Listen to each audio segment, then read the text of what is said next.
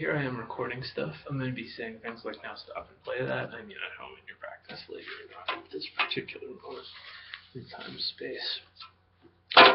Alright, cool. So the very first thing we did was talk about, on the back of the first page or wherever it is. Did we just make it all one page, centralized? No, 2 pages. Gotcha. So first of all, we just talked about how to read the tab. I wrote this E minor chord and this A minor chord. E minor is the one that feels like this. You might be tempted to do it this way because I think you learned a similar chord that was those 2 fingers. Yeah, 1 fret back. It's 2nd fret. So, if you were looking at this on the page, it's like 0, 2, bunch of zeros. So there's how that one looks. And then A minor is I've scooted down and my first finger comes in, and you want to do it all simultaneously. But let's put this together in stages. 1 second. Cool. So there's a chord, and before we do anything, just turn your page over and work on just going like I'm strumming down in that wider range of motion. What we want to avoid is, that nice sound like that. So, and I want you to just do it like once, reset, super consciously focus, and then try to do it twice. Pause. Do that. It's going to seem like, man, I can just go past it. Just do it 3-4 times, and then start doing it looped over again. And, actually until it becomes easy.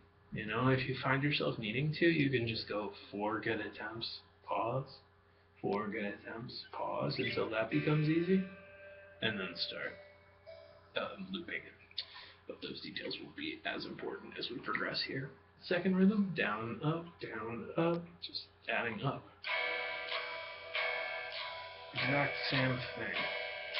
I'm talking about how to hold the guitar, which worked out pretty well for you intuitively. I don't really have that many corrections. We have our arm here, and we're moving in this space, and over here, you coming straight in at the strings is the trick. And yeah, like there's like a tennis ball between your elbow and your body. You're doing it all correctly right now. Cool, so there's rhythm 2. And then rhythm 3 is just half rhythm 1, half rhythm 2. Down, down, down, up. And that's in quite a few songs actually. That actually sound like music. Practice tempo might be like. Alright, now stop and get sick at that. Like, you can do it with relative ease. You only are going to mess up if you have, like, a brain fart, and then move on to the next bit. I think I'm going to order these. Well, come as you are. Okay, so we're picking single strings now. Every note was either on the 6th string or the 5th string. Before you do anything, just go down, up, down, up, down, up, until that starts to feel comfortable. I'm hitting the 6th string down and the 5th string up. Cool. First part. And that was where we do this, not this. So please stop and get good at that. Having done that, now we just freeze there. So just go 3 or 4 times until your brain says okay, and then and only then. I want you doing that pause, until it becomes easy, and then move on to the rest of it, which sounds like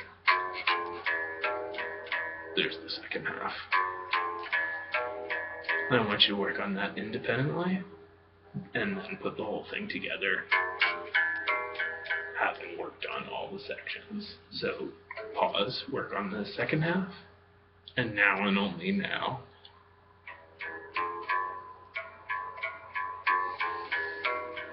First few times, if you find yourself needing to pause between the various sections, all good. Again, it's like I'm learning the dance steps, then I'm trying to dance right there. We never want to be in the guessing headspace. If you don't feel like you can really nail it, go back and work on the individual tiny sections that we made.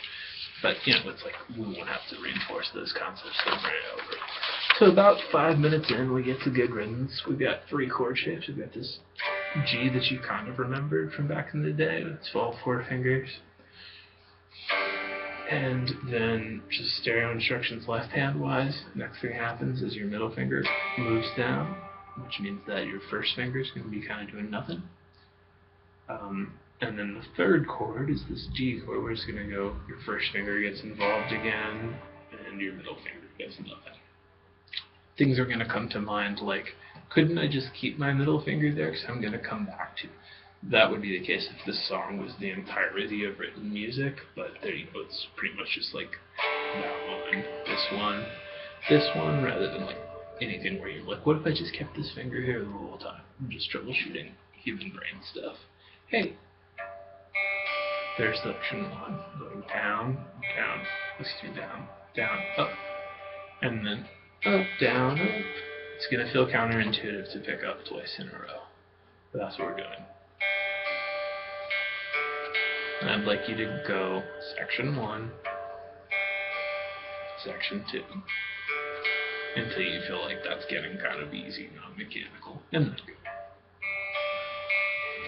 go for 1 good attempt, pause, 1 good attempt, pause. 4 or 5 good ones, you're going to be able to do it. But then and only then, go ahead and just loop that section until it gets easy. That's what I meant by the 2 big slashes there, because if you get good at that, the next 2 are really derivative. So.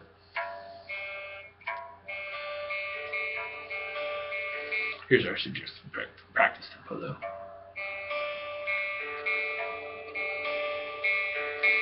Like that, so you can loop that until your brain falls out your ear, no problem. And we've got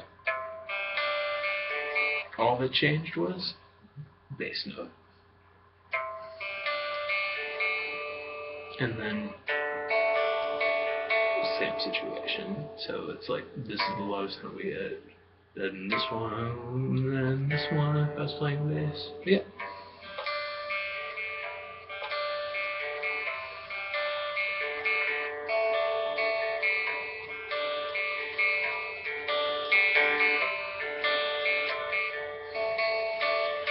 So there's one detail he does differently. After you figure out our version of it, if you can hear it, extra points, here it is.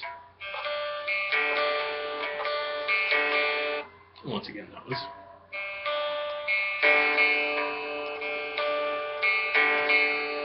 cool. Rock and roll.